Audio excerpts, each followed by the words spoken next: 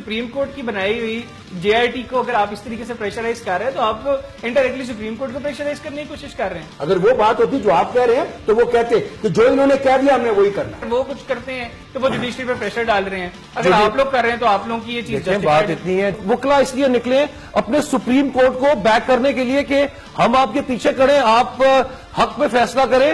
वो जो पहले इन्होंने 1990s के अंदर सुप्रीम कोर्ट पे धावा बोला हुआ था वो अब बोलने को ही नहीं देगा। क्या सुप्रीम कोर्ट को भी जिस तरह वही सब कह रहे हैं हिस्सा है वो साजिश?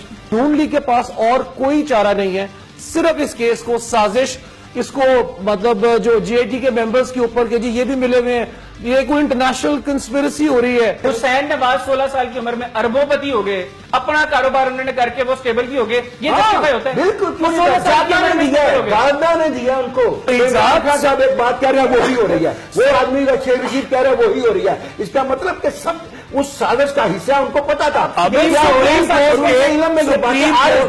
सुप्रीम कोर्ट के वाजिद जज साहब के जो कजन की बात हुई कि वो लॉ फर्म जो है वो उनके कजन की है जिससे सारे जो क्लियर किया गया, अब ये इसमें ये जो नून लीग का एतराज है ये किस हद तक वैलिड एतराज है? देखिए बात इतनी है, चाहे कजन की हो, भाई की हो या किसी और की हो, हमें इस चीज के ऊपर अगर कजन की भी हम तो उस डॉक्यूमेंट को देख रहे हैं। नून लीग के ऊपर अब ये इल्जाम लगाया जा रहा है कि वो प्रेशर डाल के अलियास अपनी मर्जी का फैसला लेने की कोशिश कर रहे हैं। हम ये समझते हैं कि जो भी फैसला कानून और आइन के मुताबिक होगा, इंशाल्लाह जजेस कानून और आइन को समझते हैं, उसके मुताबिक ही फैसला करेंगे। वो is fabricating the evidences. JIT का दिमाग खराब नहीं है, हर बात इस काबिल नहीं होती कि 62-63 पर आप आए।